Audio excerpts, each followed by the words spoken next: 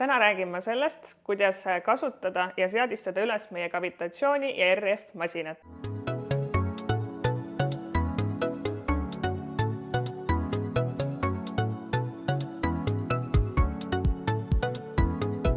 Kõigepealt, kui sa oled masina kätte saanud ja hakkad seda karbist välja võtma, siis on oluline, et ühendaksid juhtmed masina külge. Masina ühel pool on meil ühe pesakauk, kuhu käibki kavitatsiooni otsik, ning teiselt poolt leiad kahe pesakaugud, kus üks otsik on 3 otsaga ja teine otsik on 2 otsaga.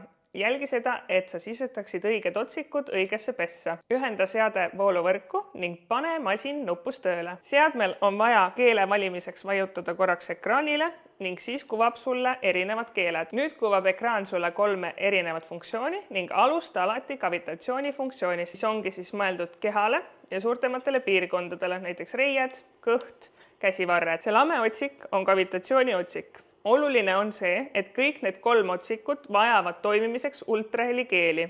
Kuival nahal me neid ei tee.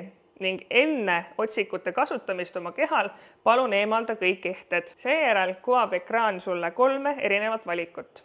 Esimene valik, kus on meil tegelikult tähed, näitab sulle seda, et millist režiimi valida.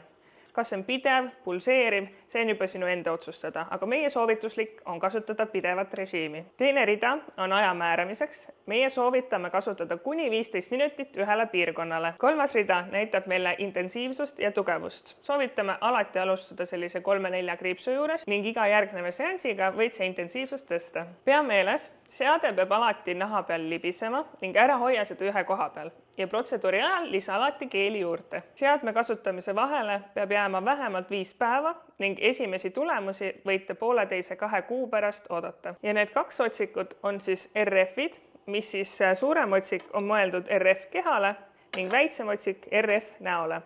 Seadistamine ja kasutamine on tegelikult ekraani pealt sama. Valite sobiva kas RF kehale, RF näole ning valite režiimi, aja ja intensiivsuse ning samamoodi tuleb lisada ultrahelikeeli kas kehale või näole ning piirkonniti soovitame teha maksimaalselt 15 minutit. Peale protseduuri pühi üleliigne ultrahelikeel oma kehalt ja näolt, samuti puhasta seade ning hoiusta seda kuivas ja jahedas kohas.